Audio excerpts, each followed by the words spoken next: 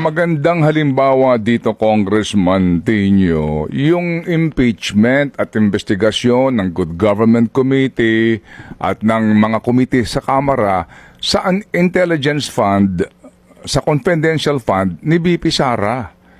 Nanggigil sila doon. Opo, ilang daang milyon yun. Nanggigigil ang lahat. Ay talaga naman. Pero ito pinag-uusapan, trilyon. wala nang gigigil. Hindi ba? I mean, not for anything else, pero yun ang magandang halimbawa dito, Congressman, di ba? Sa confidential fund, talaga namang umabot na ho ng impeachment. Gigil na gigil. Opo, dito po sa mga voucher ng mga piatos-piatos na ito. Pero dito, ang pinag-uusapan natin, trilyon, walang nang gigigil.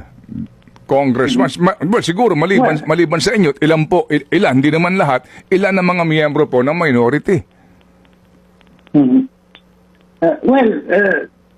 Kagigil-gigil naman talaga yung confidential fund. Kahit pa sabihin natin 612.5 million. Opo, hindi, tama naman yung Congressman, if I may engage you. Tama naman yun, na ipurso natin yan. Kasi pera ng bayan yan eh. Hindi ba, walang question doon. Hindi ko sinasabi na hindi tama iyon, na hindi makatarungan sa bayan yun. Tama po iyon.